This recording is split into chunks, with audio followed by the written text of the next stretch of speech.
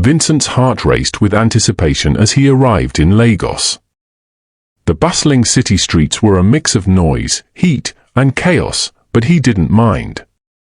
He was back home, and in a few hours, he would see Gloria. With his suitcase in hand, he took a cab to the address Gloria had given him months ago. As the cab pulled up to the house, Vincent's excitement turned to confusion. The house was not what he expected.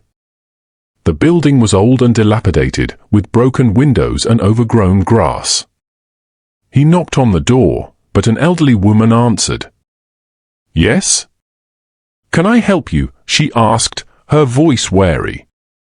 "I'm looking for Gloria," Vincent said, his smile faltering. "She said she lives here." The woman frowned. "There's no Gloria here.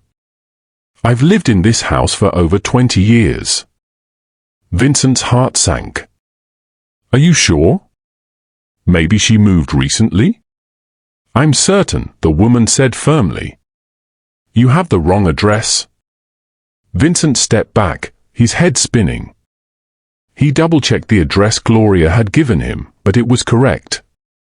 How could this be? Frustrated and unsure of what to do, Vincent sat on the curb, clutching his suitcase. He thought about calling Gloria, but stopped himself. Something felt wrong. "Chika," he muttered. "Maybe Chuka can help." It had been over a year since Vincent last spoke to his friend. They had lost touch shortly after Vincent arrived in America. Chika had changed his number, and Vincent hadn't thought to ask for the new one. Life had been too chaotic with his jobs and Gloria's constant demands. He remembered Chika mentioning that he worked at a car dealership in the city. With no other leads, Vincent decided to try his luck. After hours of wandering and asking strangers for directions, he finally found the dealership. Chika was there, polishing a car. When he looked up and saw Vincent, his face lit up with surprise. "Vincent? Is that really you?" Chika exclaimed, dropping the cloth he was holding. "It's me," Vincent said, forcing a smile. "It's been a long time." The two friends embraced, but Chika quickly noticed Vincent's weary face. "You don't look good, my brother," Chika said, guiding him to a nearby bench. "What's going on?" Vincent sighed heavily and explained everything, his struggles in America, Gloria's supposed illness, and how she had given him a false address. Chika's expression darkened as he listened.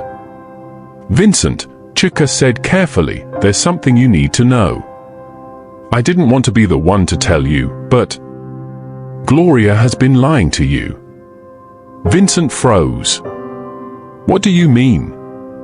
"She's with another man," Chika said, his voice low. "I've seen them together. They live in a house not far from here, the house you've been sending money to build." Vincent felt as though the air had been knocked out of him. His hands trembled, and tears blurred his vision. "No," he whispered. "Not Gloria. She promised me." "I'm sorry, my brother," Chika said. "I didn't know how to tell you before. I didn't have your number, and I didn't want to make things worse for you while you were away." Chika offered to take Vincent to the house. Reluctantly, Vincent agreed. As they approached, Vincent saw a beautiful two-story home with a shiny car parked in front.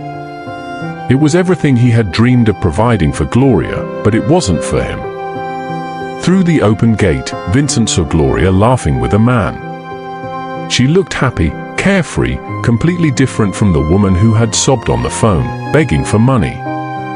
Vincent's chest tightened as he watched them together.